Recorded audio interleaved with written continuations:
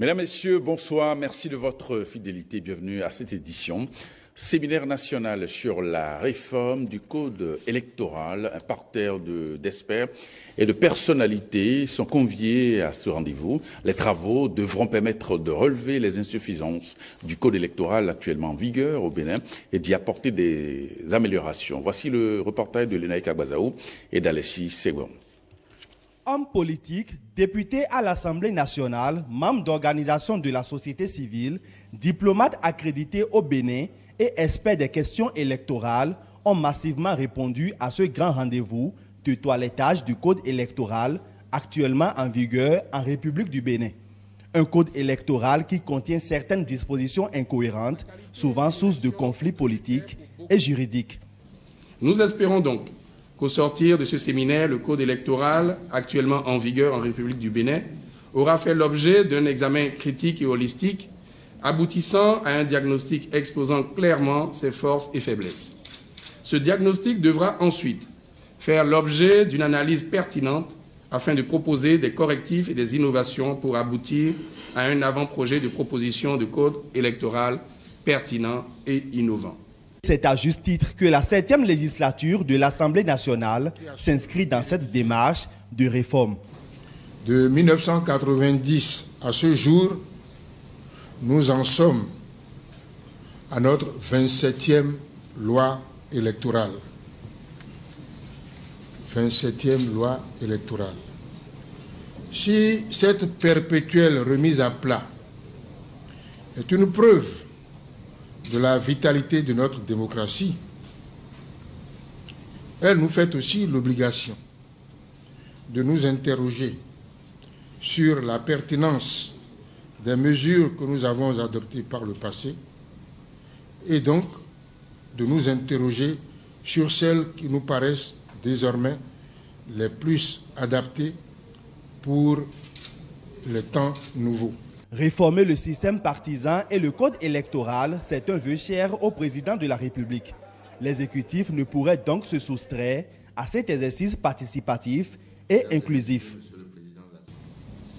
Après plusieurs consultations qui se sont déroulées jusque-là, il nous vient aujourd'hui le devoir d'évaluer les points d'accord qu'il faudra conforter, les points d'incompréhension qu'il faudra clarifier et les points qui méritent des compromis.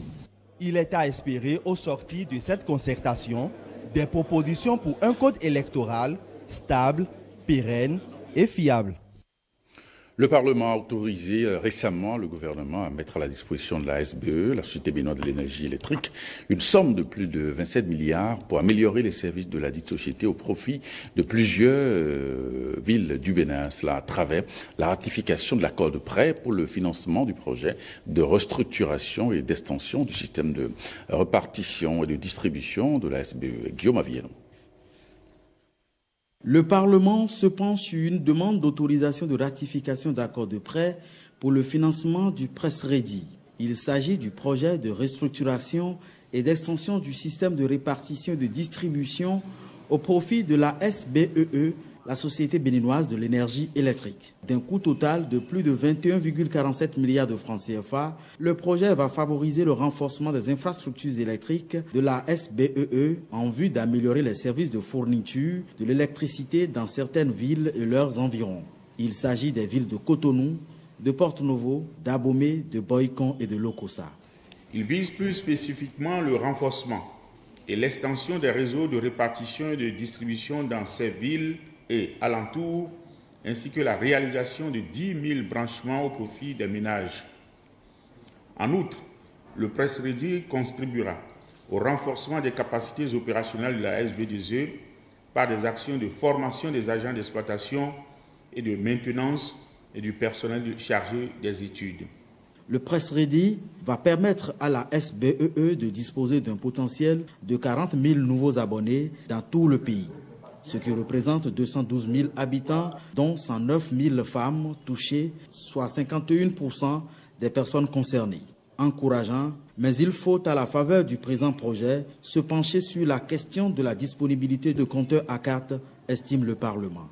Certains députés vont plus loin en revenant sur des sujets qui semblent avoir été déjà tranchés, comme la mise en place de la commission d'enquête parlementaire au sujet de la centrale électrique de Maria Gleta. Je profite de cette occasion pour poser la question de savoir où en sommes-nous avec les différentes commissions qui ont été mises sur pied. Je pense quand même que les délais qui ont été impartis aux différentes commissions sont déjà largement passés. Est-ce que nous ne pouvons pas profiter de ce canal pour rappeler aux différents membres de ces commissions mises sur pied à quel niveau sommes-nous? Je veux rassurer ici, aujourd'hui, que des diligences sont en cours, effectivement, pour régler définitivement cette question. D'ailleurs, un certain nombre de milliers de compteurs sont en cours d'acheminement dans différents départements de notre pays et un certain nombre de 2 ou 3 processus d'achat sont également en cours, et tout ça de manière à améliorer considérablement cette difficulté rencontrée par nos concitoyens. Et désormais, qu'on procède par anticipation avec une vision en donnant de la visibilité pour faire en sorte qu'on ne soit plus dans de telles difficultés. Il n'y a pas de raison que cette commission ne présente pas rapidement ses travaux. À l'issue des débats, l'accord de prêt a été autorisé à l'unanimité. Parlementaires et gouvernements espèrent le voir contribuer efficacement à l'atteinte de l'objectif numéro 7 des ODD par le Bénin, celui de garantir l'accès de tous à des services énergétiques fiables, durables et modernes à un coût abordable d'ici à l'horizon 2030. Le préfet de l'Atlantique a effectué une descente dans la commune d'Abomey-Calavi, plus précisément dans l'arrondissement de Godomey. Alors Jean-Claude Kodia a visité les sites de dragage des sables lagunaires. L'objectif est de vérifier la validité des conventions délivrées aux promoteurs de sites, les entreprises non en règle vis-à-vis de l'administration, vu le site purement et simplement fermé. Et leur compatit Mathieu Sokeno. À la tête de cette forte délégation composée de cadres du ministère des Mines et de celui du cadre de vie et de développement durable, le préfet de l'Atlantique, Jean-Claude Kodia. L'autorité parcourt les sites de dragage de sable lagunaire de l'arrondissement de Godomey. Des 9 sites visités, seulement 2 sont en règle vis-à-vis de l'État, Afritech Sarl et Mines Bénin. Sa convention ici, je sais, avant de venir, moi j'ai regardé. Je sais ceux qui n'ont pas leur convention valide. Et tout à l'heure, vous allez voir, nous allons fermer. Je sais qu'il est à jour en ce qui concerne sa convention, je le remercie, mais je voudrais avoir les quittances par rapport donc aux mesures sociales. Et si ce n'est pas à jour, nous avons des indicateurs, je vais fermer. Et nous allons parler aussi des redevances minières. Le pays a besoin de moyens. C'est maintenant que nous voulons construire la maison Bénin. Ola Dochou, s'il doit payer à concurrence de 30%, aujourd'hui il doit déjà verser 2 486 505 francs.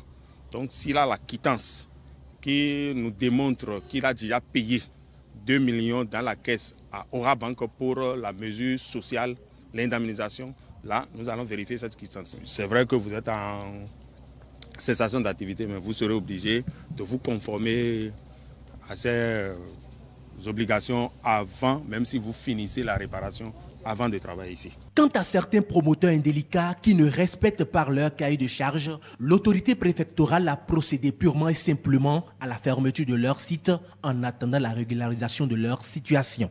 Il n'est pas à jour par rapport aux mesures sociales. On n'a pas respecté l'une des conditionnalités pour poursuivre l'opération. Nous allons fermer le site. Quand il aurait donc versé jusqu'à concurrence de 30%, nous viendrons réouvrir. Donc, monsieur le Président, vous me fermez le site là tout de suite déjà. La mairie est engagée à accompagner le gouvernement pour que vraiment ces genres de travaux ne puissent pas nuire à la population. Parce que c'est de ça qu'il s'agit. Nous voulons que nos populations vivent en paix. Et quand les sociétés de dragage s'installent, ils n'ont qu'à respecter le cahier de charge, respecter le contrat. Toute entreprise qui travaille doit pouvoir faire des efforts pour payer les dues à l'État. C'est ça, c'est cet effort que nous tendons de faire nous autres. Au détour de cette descente, Jean-Claude Kodia et son équipe ont également déploré l'occupation anarchique du périmètre minier. Des mesures diligentes seront prises. Enfin, ce sont les occupants des trottoirs au bas de l'échangeur de Godomey qui ont reçu la visite du préfet. Ils ont été sommés de libérer les espaces publics. Jean-Claude Kodia promet des heures chaudes aux récidivistes.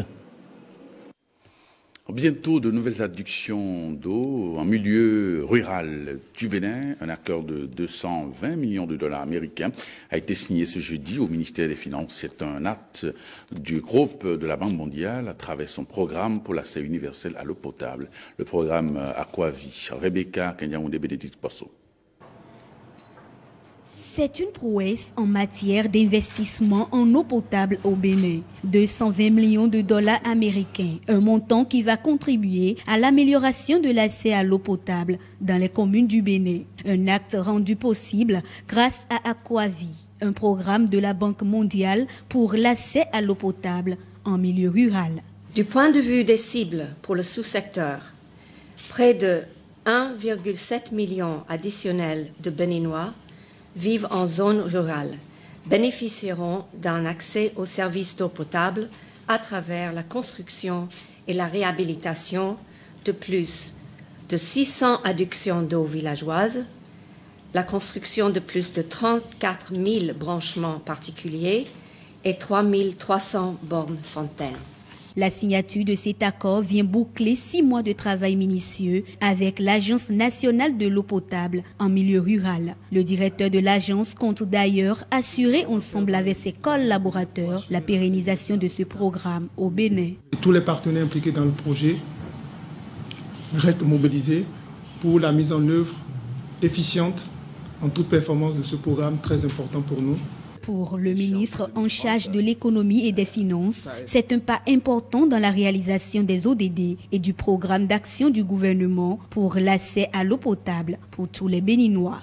Les impacts de l'absence d'eau potable sur le PIB, sur la croissance et l'épanouissement général de la population ne sont plus à démontrer. Et donc quand on agit sur ce levier, on fait quelque chose de fondamental parce que l'eau c'est la vie. Et je remercie tous les collaborateurs et toutes les directions qui sont associées à la formulation et aux travaux qui ont conduit à la signature de cet accord. Et je demande à tous de rester mobilisés pour maintenant la phase la plus importante. De la même manière que ce projet a été le projet le plus rapide qu'on ait pu monter, je demande personnellement et le gouvernement souhaite que tous les efforts soient mis sur la table pour qu'en exécution soit le projet le plus vite exécuté et bien exécuté de l'histoire. On peut le faire, on en a les capacités et on se donnera les moyens d'y arriver. Au-delà de la construction de ces ouvrages, la Banque mondiale s'engage également à accompagner les communes concernées dans la mise en place de services professionnalisés en gestion d'eau potable. Tout ceci à travers des contrats d'affermage régionaux basés sur les performances. Comment harmoniser les nouvelles techniques de production pour rendre l'agriculture professionnelle en Afrique? Alors cette question, plusieurs experts agricoles sont arrivés à cette réponse. L'agriculture africaine a besoin d'une distribution efficace des engrais pour son développement. Alors pour en arriver, ils ont proposé à la Banque africaine de développement, BAD, le programme de transformation de l'agriculture, TAT. Alors il a été présenté en début de semaine à Cotonou. Le reportage signé Blaise Adampo, Marlène Zomaou et Alessi Kunam. Le programme de transformation de l'agriculture TAT, financé par la Banque africaine de développement, est au cœur des discussions. Cette rencontre entre dans le cadre des activités que la Banque mène pour permettre d'atteindre un de ses grands objectifs, qui est de nourrir l'Afrique.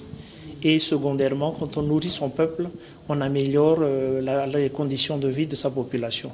Le programme tel qu'il est identifié donc, court toujours sur 4 ans, dans tous les programmes que la Banque met en place.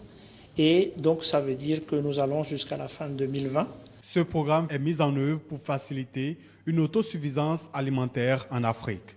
Ceci passe par l'accès aux engrais agricoles pour les producteurs. Un des thèmes qui est dans cette transformation de l'agriculture, c'est la mise à disponibilité des engrais pour les producteurs, les paysans. Il y a d'autres thèmes qui sont dans ce grand programme. Mais à chaque fois, donc, il y a une activité qui est menée dans ce centre pour permettre que les pays bénéficient de ces activités. Le but, c'est, comme on disait, c'est d'abord de nourrir tous les Africains et ensuite de permettre à ce que cette production permette d'être exportée d'être vendus pour avoir des ressources supplémentaires. Cette réunion a également permis de faire la présentation de l'état des lieux du marché des engrais en Afrique. L'Afrique a un très gros potentiel pour développer son marché et faire en sorte que dans les années qui viennent, ça soit vraiment quelque chose un marché qui se développe très fortement. Ça va être certainement le marché qui va se développer le plus rapidement dans le monde et où on va voir des pays vraiment augmenter leur capacité à produire, distribuer et fournir des engrais adaptés aux cultures pour les petits producteurs comme pour les autres producteurs d'ailleurs. D'autres présentations ont également meublé les échanges à cette rencontre sur les engrais. Les participants venus de plusieurs pays d'Afrique attendent au thème du programme un véritable essor agricole.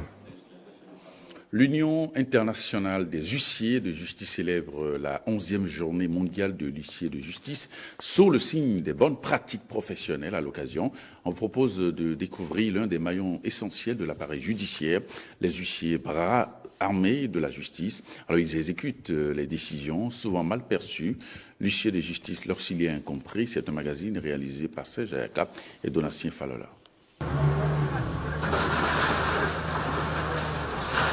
Une pelleteuse rageuse et des biens meubles dehors, sous l'œil bienveillant de cet homme. En un peu moins de 10 ans d'exercice professionnel, l'exécution de cette décision de justice reste un fait marquant dans sa jeune carrière. Dossier EPMB. J'ai eu la malchance ou peut-être c'est le destin qui a voulu que ça tombe sur ma tête. Comme lui, ils sont aujourd'hui 42 assermentés et titulaires de charge, et 7 en attente de prêter serment et de s'inscrire à la Chambre nationale des huissiers de justice.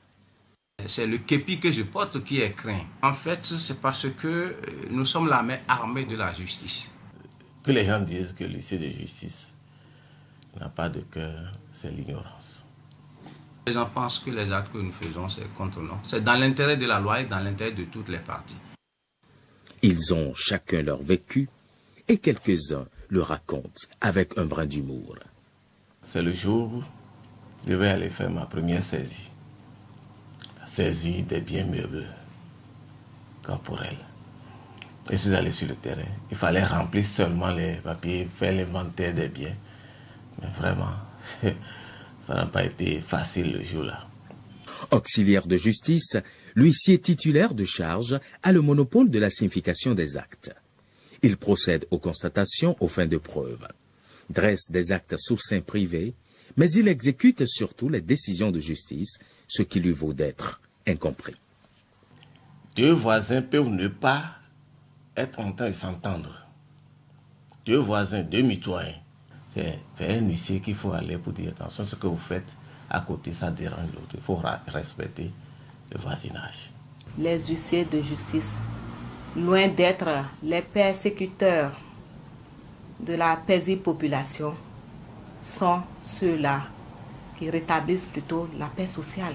Si vous avez besoin d'avoir des preuves, vous sollicitez l'huissier de justice pour vous faire des constatations.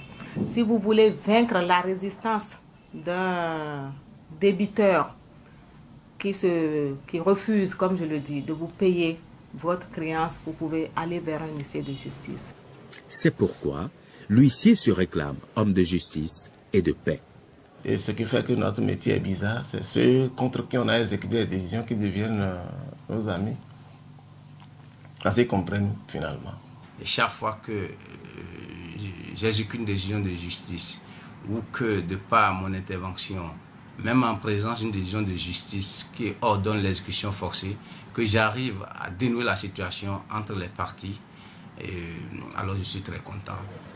Officier ministériel et public exerçant une fonction libérale en toute indépendance, il est placé sous le contrôle du ministre de la Justice et du procureur général qui exercent à eux deux la surveillance et la discipline.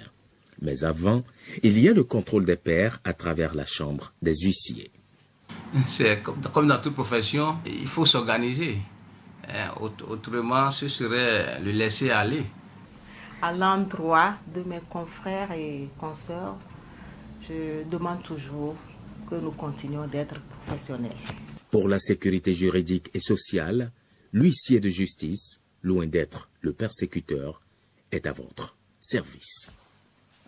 Demain, vendredi 15 juin, la communauté musulmane célèbre l'Aïd el-Fitr après un mois de profession de foi, d'aumône et de prière intense. Les fidèles musulmans marquent la fin du sacré mois de Ramadan. À l'occasion de cette célébration, le président de l'Union islamique du Bénin s'est adressé au public. On l'écoute au micro de Christian Devauchy et Estelle Topon. Après la concertation, ce jour, des membres du bureau exécutif national de l'Union islamique du Bénin et la consultation de nos responsables départementaux et des personnalités de notre communauté. Il me revient l'honneur d'informer les musulmans béninois que l'Aïd el-Fitr, la fête qui marque la rupture du jeûne du mois de Ramadan, aura lieu demain. Conformément à la parole du prophète Mohammed sallallahu alayhi wa sallam, entamez le jeûne à la vue du croissant lunaire et rompez-le à sa vue. En ce moment de joie et d'effervescence spirituelle, j'ai une pensée à tous les Béninois et à toutes les Béninoises sur qui j'implore la grâce d'Allah. Puisse le clément, le miséricordieux, faire régner en permanence la paix, la concorde, la tolérance entre les membres de la société béninoise.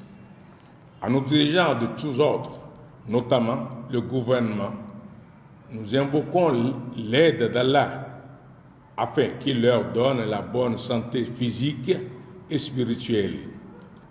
Chers frères et sœurs, je vous invite tous, hommes, femmes et enfants, à sortir de chez vous demain pour le rassemblement de l'Aïd. Nous vous souhaitons tous une bonne fête de l'Aïd el-Fitr. Et puis la Fondation Etisalat Bénin, au contact des femmes de Djougou, à quelques heures de la fête de Ramadan. La directrice exécutive de la structure est allée dans la commune, les bras chargés de vivre. L'objectif est d'offrir la chance aux femmes musulmanes de la localité de bien terminer le jeûne et mieux fêter également. Ousmane Baparapé à Blof-Ouidrisso. Plus d'une centaine de femmes musulmanes, tout âge confondu, reçoivent gracieusement de la Fondation Etisalat Bénin des vivres composés de pâtes alimentaires, des bidons d'huile, des paquets de sucre, des boîtes de lait concentré, des boîtes de thé et plusieurs sacs de riz. Les pères de famille ainsi que les bénéficiaires directs apprécient le geste à sa juste valeur. Nous remercions beaucoup notre chère Tanti. Vraiment, que Dieu la garde pour nous. Amen. Le réseau Move ira en avant au nom du Seigneur. Les mots nous manquent. Nous ne savons pas comment vous remercier. Pour la première fois, le réseau Move se présente à nous avec ce don. Le prophète sallallahu alayhi wa sallam a dit que si quelqu'un t'a fait du bien, c'est-à-dire il t'a fait du don, il faut être reconnaissant. Si tu n'as pas quelque chose que tu vas faire pour être reconnaissant envers lui, il faut lui dire Jazakallah khairan. C'est-à-dire qu'Allah te récompense. Donc, parce que c'est Allah seul qui sait comment récompenser les bienfaiteurs. Le réseau Move Etisalat, qu'Allah les récompense, qu'Allah les développe, et qu'ils soient meilleurs parmi les réseaux du Bénin. L'initiative s'inscrit dans le cadre de la réalisation des actions humanitaires par la Fondation Etisalat Bénin. Nous vous soutenons dans le carême. C'est pour ça que nous sommes venus pour vous donner ces vivres symboliques. C'est pas beaucoup. Prenez-les comme ça, c'est juste pour vous manifester notre soutien. Les autres années, nous avions l'habitude de donner dans les mosquées et nous demandions aux imams de partager autour d'eux. Et puis cette année, on s'est dit, mais finalement, ce sont les femmes elles-mêmes. Elles font le carême, elles doivent être encore à la cuisine pour préparer pour la rupture du carême. Il faut aller honorer la femme musulmane. Et c'est pour ça qu'on s'est déplacé, on a voulu venir donner directement à la femme même cette année. Donc mes chères mamans, mes chères Asia, je vous souhaite toute une très bonne fête de Ramadan. Fidèle à sa vision, la Fondation Etisalat Bénin, à travers ce don, témoigne de son engagement à aider les moins nantis. On reste avec cette fondation qui apporte la joie au cœur des femmes démunies de Bouka, un arrondissement de la commune de Kalali. Tissalat Béné y est allé les bras chargés de vivre afin de soulager les peines de ces femmes en cette fin de mois de Ramadan. On va retrouver sur place nos reporters, notamment Fémin Bassao. Bouka, un arrondissement de la commune de Kalali dans la Liesse. Fidèle à sa vocation d'investir dans le social, la Fondation Etisalat Bénin débarque dans cet arrondissement avec un important lot de vivres en cette période de Ramadan. Je suis en carême. Je suis content aujourd'hui. Mon enfant va manger, mon fille va manger, mon garçon va manger, tout. Je suis content avec Mouv. Elles sont une centaine de femmes, toutes de conditions sociales précaires, à bénéficier de ce don de la Fondation Etisalat Bénin. La cible a été bien choisie parce que les gens étaient au bout de souffle, surtout vers la fin de ce mois-là. Depuis que ça a commencé, l'économie était presque terminée. Les gens se demandaient comment faire pour terminer les quelques jours qui restent. Mais ce qui est arrivé aujourd'hui les a soulagés. Vraiment, ça va leur permettre de bien terminer les carèmes dans la joie. C'est d'abord de les remercier du fait qu'ils ont eu l'idée de Bouka dans leur tête et ils ont pu faire ce geste-là. Nous prions au Tout-Puissant Allah de bien vouloir les garder, de garder les relations pour que chaque fois, ces heureux donateurs se rappellent de Bouka. Cet accompagnement de la communauté musulmane de Bouka témoigne de l'engagement de la Fondation Etisalat à aider les plus démunis à bien fêter le Ramadan. C'est notre engagement citoyen de Mouv Bénin, qui a une fondation qui fait essentiellement du social. Donc nous sommes venus ici aujourd'hui pour manifester notre soutien à la communauté musulmane, mais particulièrement les femmes musulmanes pour les 10 derniers jours de carême. Nous avons amené des vivres pour leur permettre de finir le carême en beauté et de bien faire la fête de Ramadan. Nous avons choisi 100 bénéficiaires pour cette localité de Bouka. Alors pour les vivres, nous avons du riz, nous avons de l'huile, nous avons des pâtes alimentaires, nous avons du sucre, nous avons du lait, nous avons du thé. Ce don intervient après celui de Sakété dans le plateau et prochainement, les bénéficiaires de Djougou seront à l'honneur. Et justement, on y arrive avec le même geste accompli par la Fondation au profit des femmes revendeuses de Sakété. Cette fois-ci, c'est Guillaume Avienou et Brice Oumbor et Patrick Nimavo qui étaient sur la place. Voici le reportage. Mouv Bénin au quartier Araromi dans le premier arrondissement de la commune de Sakété. L'opérateur de téléphonie mobile, à travers la fondation Etisalat, sa branche sociale, vient offrir des vivres aux femmes musulmanes de conditions modestes de Araromi. Des dons pour leur permettre de finir en beauté le jeûne musulman, mais aussi de fêter le Ramadan en toute sérénité. C'est la première fois que Mouv a pensé à nous. Avant, nous entendons qu'ailleurs, Mouv va faire des choses, Mouv va faire ci. Mais cette fois-ci, la chance a souri et notre quartier est à l'honneur parmi tant d'autres.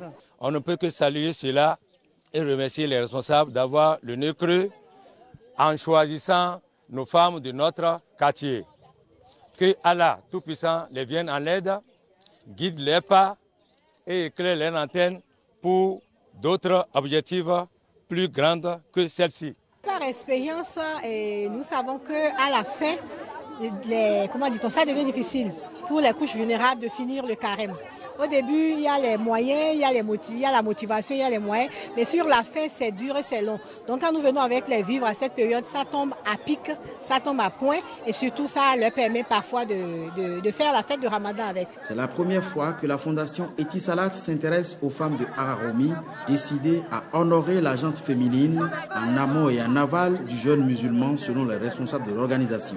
D'ailleurs, le présent don devrait se poursuivre dans d'autres localités du pays pour marquer l'engagement citoyen de l'opérateur GSM. Nous avons l'habitude de sillonner le Bénin dans le cadre de toutes nos actions. Et dans le cadre de ce don de vivres, nous avons déjà fait à Gonli-Huegbo. Aujourd'hui, nous sommes à Sakété. Demain, nous serons à Bouka. Après, demain, nous serons à Djougou. Donc, nous essayons de passer un peu partout sur le territoire béninois pour faire nos actions et réitérer notre soutien et notre engagement social auprès de la population béninoise et pour ce cas en particulier auprès de la population musulmane. Mouv Bénin estime ne pas être qu'une société à la quête de bénéfices. Elle est aussi très versée dans le social Et cette série de dons serait une preuve, pensent les dirigeants de la fondation Etisalat. Le 14 juin de chaque année est célébrée la journée mondiale des donneurs de sang. Les opérations de don de sang sont coordonnées par l'Agence nationale pour la transfusion sanguine au Bénin. Face à la demande des hôpitaux et aux besoins des banques de sang, un agrandissement de la famille des donneurs de sang s'avère nécessaire.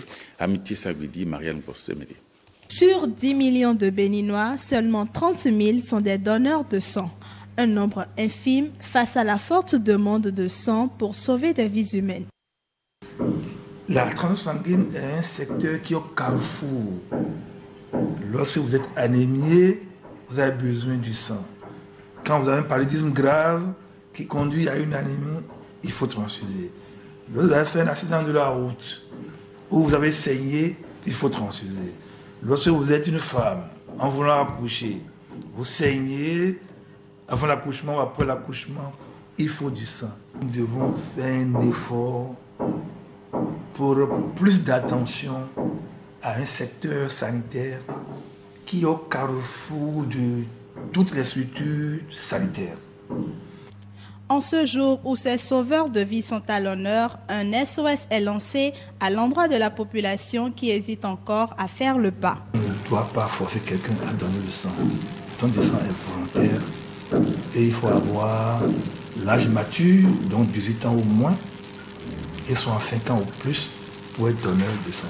Pour la journée mondiale de don de sang, le coût de l'événement serait la décoration des 12 meilleurs donneurs du pays.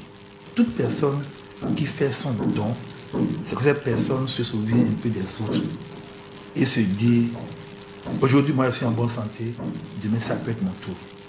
Et donc nous vous invitons à nous aider à promouvoir le don de sang pour que notre pays, le Bénin, se porte mieux. Lancée en 2004 par l'Organisation mondiale de la santé, OMS, la 15e édition de la Journée mondiale des donneurs de sang se déroule au Bénin à Dassa-Zoumen, département des Collines. C'est la fin de ce journal. Merci pour votre fidélité. À 23h30, vous aurez Rachida Biomama dans ce studio pour le JT Soir. Merci et à très bientôt.